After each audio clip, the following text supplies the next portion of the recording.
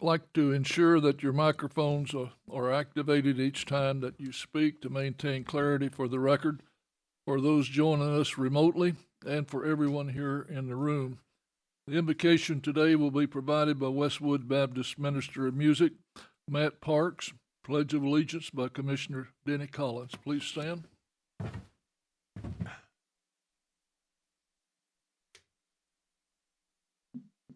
Good afternoon. I'll begin my prayer by reading from Romans 13, verse 1.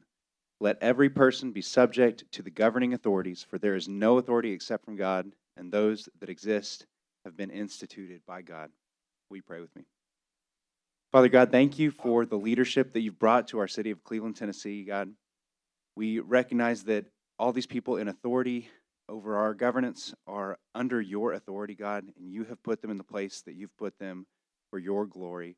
I pray that you bless this time, this work session today, that you will give everyone wisdom as they counsel together, Lord, and that your name will receive all the glory from anything that is decided here today. Please bless these brothers and sisters as they lead our city in the name of Jesus Christ. Amen. Amen. Pledge allegiance to the flag of the United States of America, to the republic for which it stands, one nation, under God, indivisible, liberty and justice for all.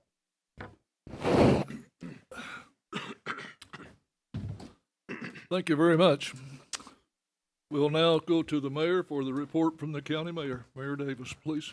Thank you, Mr. Chairman, and good afternoon, everyone. You notice it looks like a bunch of Baptists sitting in the back today. It's actually Leadership Cleveland that's here with us, sitting in our meeting, and then they'll be going on to the city when they leave here shortly. So we welcome them, thank them for being here today. A couple of things, and then I have an FYI report I want to give you here in just a minute. I'll ask you to bear with me, but I'm sure you all will agree. We had another beautiful parade this past Saturday night. I had a good crowd. The weather was perfect. And of course, we must mention the child that was injured. Our prayers continue to go to him and his family, for him and his family, for a speedy recovery for the child that was run over at Bradley High School after the parade that evening. I want to mention Adam. He's having surgery this morning, and I just got a text a minute ago that he is out of surgery and doing well, so that's good news.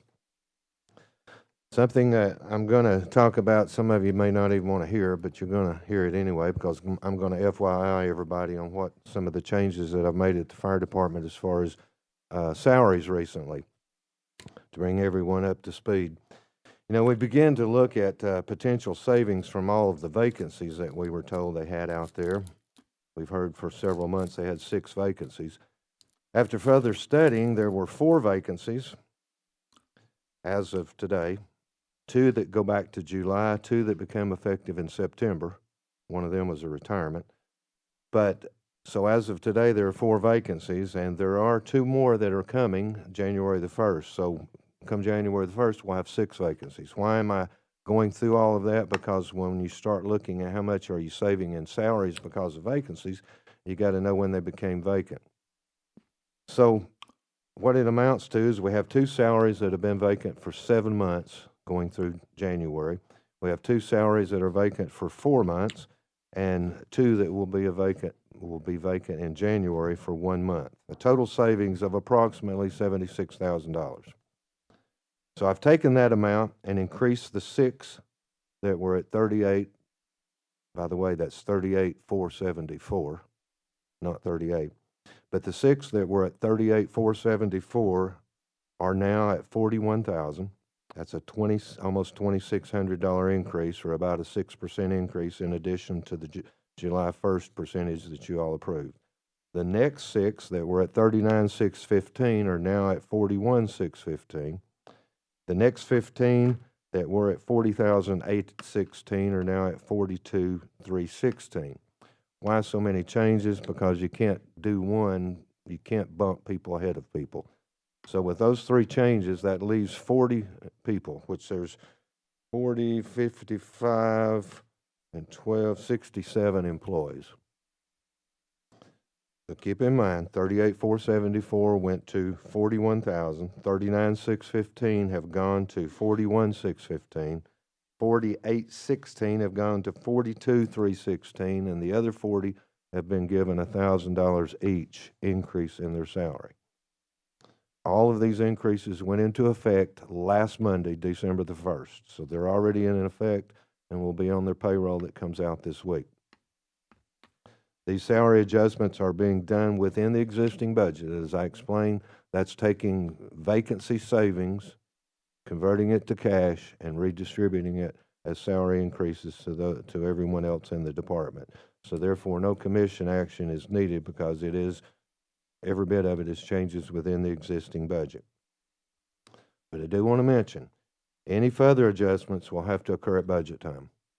There is no money left in the existing budget, and there's no excessive fund balance there to play with until budget time. So any other adjustments need to wait till budget time, and at budget time, you have the decision to make of whether you address the fire tax. Hopefully, these changes will help at Christmas, and hopefully these changes will be appreciated, but I just thought I ought to give you a detailed explanation of what has occurred. It's actually going out in the payroll this week, effective last Monday, December the 1st. That's all I have, unless you have questions for me. Anyone have any questions for yes, Mayor Blake, Commissioner Blake? Don't do that to me. Mayor, so you use money from open vacancies. Obviously, once you give those increases, they're there for good. So those, what is the plan, if you know right now, if you'll speak to it, with those vacancies? I didn't mention that part. The vacancies themselves, which will be 6 in January, we're already taking applications, and rookie school is planned to begin in February. And if that works out, then we'll be fully staffed at that time with the new salaries in place. And the new salaries still are within the budget that's in place also. So come June the 30th, we should be fully staffed with the new salaries that I explained. And then it'll be up to the commission what we do going forward with July the 1st. So your new starting salary is the 41 that you increased for every,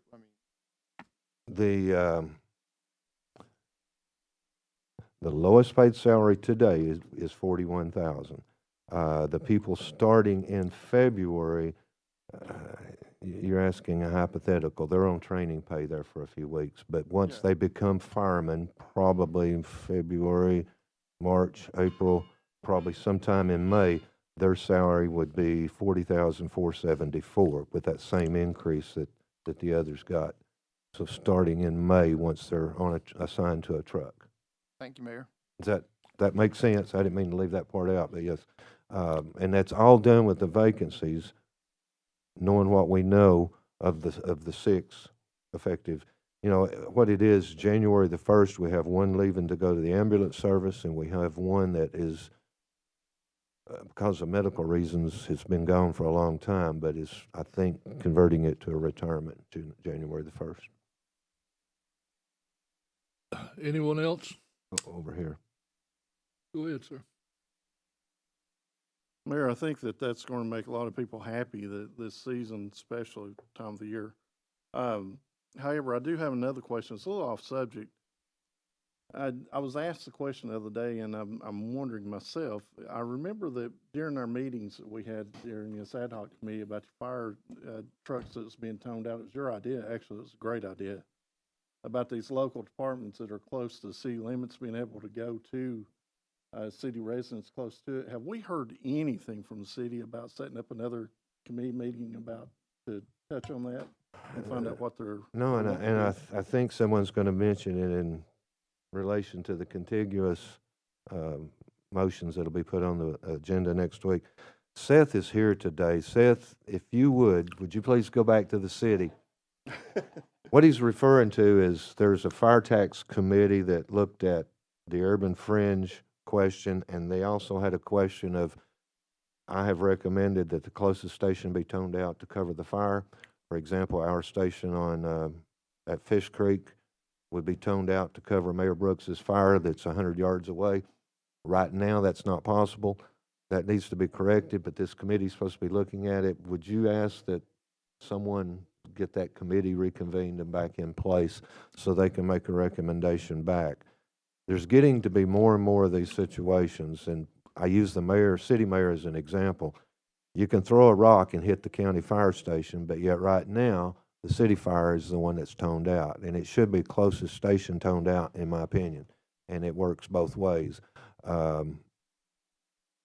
That committee was brought up and discussed, and the two chiefs were asked to go back and study it and hopefully get rid of any reasons why that can't happen, and we've not had a follow-up meeting yet, so hopefully we'll have that in the next few weeks. Thanks, sir. Any other questions? If not, Thank you. thank you, I appreciate it. Thank you, Mayor. We'll now move to reports from committees and/or districts. We'll start on our right with Commissioner Beatty. I have nothing to report. Everything looks pretty well. Thank you. Commissioner Hughes, Mr. Chairman, I have nothing today. Commissioner Alford, Yes, sir, Chairman. I've got a couple of things we need to announce. One, I'd like to place on the December 15th voting session agenda to cancel the December 22-25 work session to allow commissioners holiday travel time. I'd like to place that on the agenda for next voting session. Also, Chairman, the Athletic Field Improvement Ad Hoc Committee met this morning and voted to recommend supporting an initiative to turf the infields at Bradley North, Urbane Road, Elrod, and Blue Springs Park, and to look to the mayor and Parks and Recreation Director for project planning and funding. We estimate the cost of installing turf at the parks to be about $5.1 million. This will be a phase-in, accommodate play-in during the process. I place this recommendation in the December 15th voting session, please, sir. thank you. Done. And other than that, Second District's doing well. The drag strip is doing well behind the airport. Looks like they're having a lot of fun out there at night. So anyway, I keep bringing that up. Thank you. That does belong to the city of Cleveland, right? Yes, sir. Okay. Commissioner Blake. Thank you, Mr. Chairman. I also want to welcome the leadership there. We see some of our friends out there. Mayor, on that topic that Mr. Hughes was talking about, you have a few examples there, but do we have anything? I was chatting with, I guess, the GIS. They have the ability with their GIS system to really quantify those districts or those areas that would best fit that. I was just wondering if that's been done. Wayne has that on the GIS system. Where our county fire stations are, they're right next to the city, and on that one is Park Ridge, I believe, over there by that school. Then up there on Tasso Road, as you mentioned. I think it would be worthwhile to ask Wayne to have that study before you guys have that committee meeting, so that you can have visibility of where these county fire, and like you said, there's going to be cases where a city fire station is going to be closer to county as well. My 2 cents on that. We'll get him to do that for them. I was hoping they would get all of their department issues out of the way so it could seriously look at it, but we need to do that. But you mentioned Menace Road. I mean, what we're talking about, folks, is look at Menace Road. There's a fire station sitting there, and there's 50 apartments right next door to this fire station. If we're going to get along, we need to not care which fire department responds to those fires and tone out the closest station. The closest station that's getting toned out to those apartments today comes from Paul Huff. From the bypass over there next to where Commissioner Gilbert lives. That's a long ways when we're sitting right beside those apartments. The closest station needs to get toned out, and the closest station with jurisdiction gets toned out at the same time. So they're both coming, no problem there. It's not a turf issue. It's just once this is agreed to, if it's agreed to, it's a big change using the maps and stuff that he mentioned at 911, so they'll know who to tone out. But right now, that's been annexed, so they're toning the closest city station with a county station sitting right beside of it, and vice versa. There's few examples of the other way around. And that's a bad situation waiting to happen, I'm telling you. We've been saying it for a long time, and it's time we address it and correct it before something bad does happen, in my opinion. No, I just want to know, we have the technology and those systems are pretty accurate with what they can do. So I don't know when you guys are going to meet, but hopefully the city will put that on their calendar here pretty soon. So I have, all's well, Mr. Chairman, thank you. Commissioner Collins, Commissioner Alford, I think, has something. Commissioner Mason. Right. Oh, I'm sorry. Excuse me. I had just one other question. My understanding, when the Hardwick Farm project gets completed or gets started, aren't they going to build another fire station? And again, we're looking at something similar to what the mayor's talking about. There's going to be a fire station built somewhere around Fish Creek, and we've got a fire station sitting right there at Fish Creek. So I think somebody needs to start looking and thinking about more, like Mayor's talking about, these toning out things and so forth and so on, because it could save us a lot of money while I have two fire stations built within probably a quarter mile of each other. Thank you.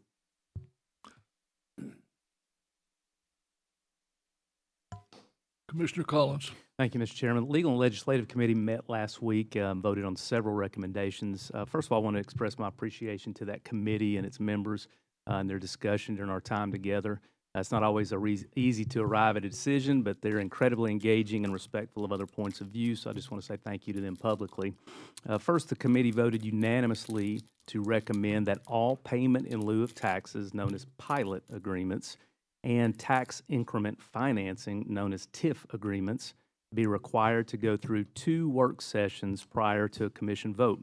As you know, this is the same process for non-contiguous annexation interlocal agreements. Additional review time allows members to ask questions and fully evaluate what are at times complicated proposals. I place this recommendation on the December 15th, 2025 voting session agenda. Also, County Attorney Freiberg presented a public nuisance consideration consistent with a November 18th criminal court order regarding property located at 1770 Spring Place Terrace Road. That's in Cleveland, which it authorizes the county to clean up the property and places a lien on it should the property owner fail to pay the abatement cost. The committee unanimously voted to recommend obtaining estimates for remediation and referring that matter to the Finance Committee for consideration. I place this recommendation on the December 15th, 2025 voting session as well. And finally, the committee discussed a constituent request regarding commissioner microphone use during meetings. The committee agreed to include a reminder on all committee meetings and agendas, encouraging members to use microphones consistently to ensure that viewers can clearly hear all discussions and votes. That's all I have. Thank you, Mr. Chairman. Thank you very much. Commissioner Mason, please. Thanks, Chairman. I've got 2 or 3 things today. Had several calls from constituents this past week. When I get more than 5 or 6 calls, I'm going to probably turn my mic on and give you an attaboy here at the commission meeting. I want to recognize Constable Wayne Henry and all of his extra things that he does in his community. These folks said that Mr. Henry had helped 25 families for Thanksgiving and Christmas. And it's an awesome job, Wayne. And also I want to recognize Constable Rich Burnett. He's in my district, the 6th, and I know all the things he does without any recognition. Jason Corum, Tim Fowler, Steve Anderson, and Darren Brantley. I want them to know that they do not go unnoticed for all the extra things they do in our community and in Bradley County. And thank you, gentlemen. I also have a November TDOT litter grant totals, 741 county miles, 228 state miles, 75 city miles. Total pounds picked for the month of November was 14,170 pounds. We also recycled 340 pounds of materials. Special thanks to Thomas Bell, Camille McGill, Gabe Thomas, and Rich Kinlan, and all the probation guys and gals that work over there. Tim Mason wouldn't be, I wouldn't get anything done without all these folks. They make me look really good. And also, Chairman, we have a road committee that is scheduled for 9 a.m. on January the 28th here in the commission room. That's all I have. Thank you, Chairman. Thank you. Commissioner Gilbert, please. Yes, Mr. Chairman, I'd just like to say thank you to Sharon Marr and Dewey Woody for running the parade as most functional parade I've ever been in. I mean, we stopped maybe one time and the rest of it was just unreal. It was good. And the young man that got hurt, y'all keep him in prayer. And that's all for me. Commissioner Thompson, please. Yes, Mr. Chairman, I'd like to thank you, Tim, for mentioning Wayne Henry in the 4th District for what he has done to help people at Halloween, also at Christmas, the toy run and everything. One other thing, Mr. Chairman, I would like to say congratulations to the Bradley High School cheer team. Saturday, they participated in their first cheer competition. They won their first place for their division and grand champions. And I might brag a little bit. My granddaughter won the junior class for her tumbling pass. And she's also a cheerleader there at Bradley High. So I'd like to ask Laura if they could maybe by the 15th meeting, if we could have those cheerleaders in here where we could congratulate them. Miss Cash back there, she might help us out on that.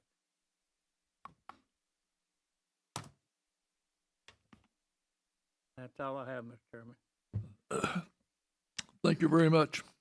Commissioner Goins, please. 5th District's doing well, but I'd like to thank Tim Mason and his crew for seeing them over there just an hour ago picking up trash on APD 40.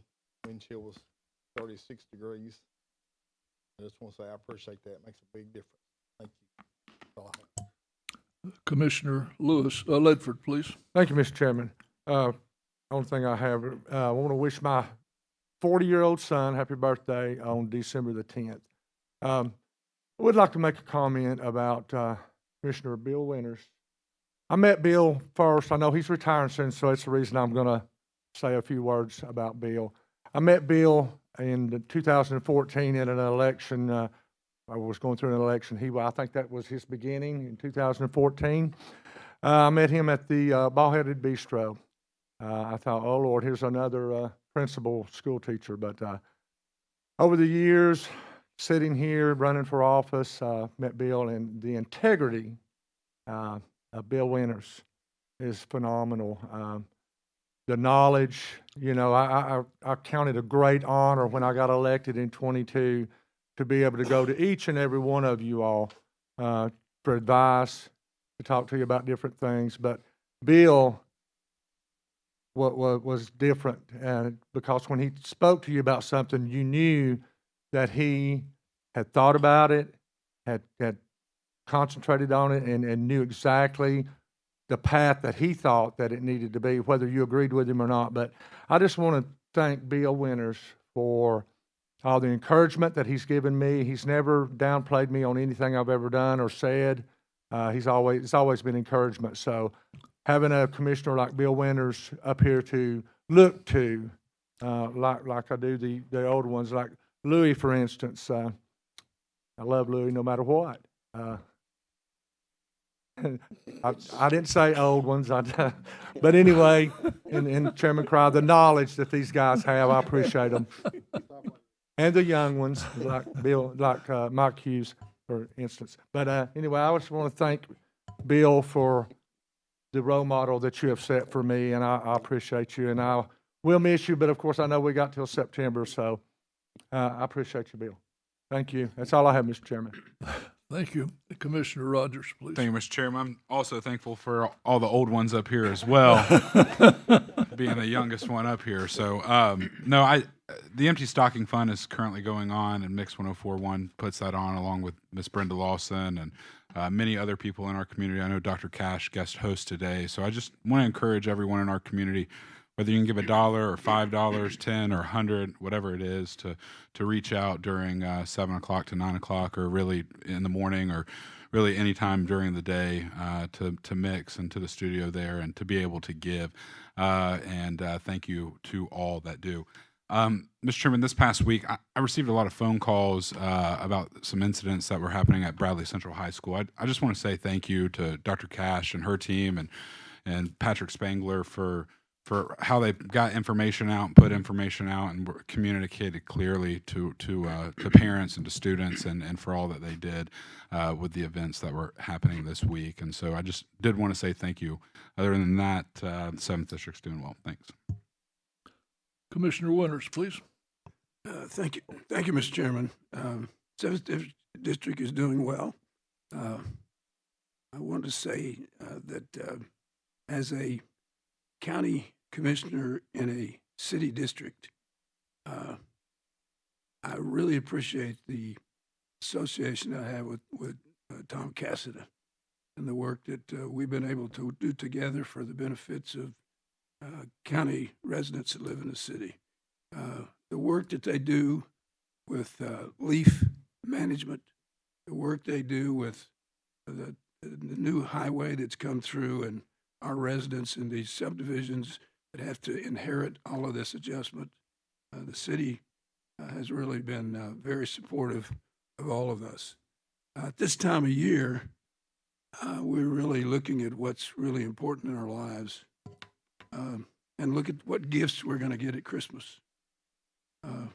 As a papa of a large family, I don't worry about the gifts I get. I wonder about if I got enough gifts for my kids. But I heard a quote this last week that's really it. The greatest gifts of life are not things. The greatest gifts in life are those that are wrapped in flesh. The greatest gift for me are those kids that bear my name, bear my family name, the wife that has my name.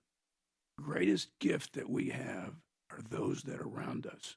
And I think we are successful because of the gifts of each other. I think each member of this commission brings a gift to us. And the success I've had, if I've had any success, is that I really want us all to work together.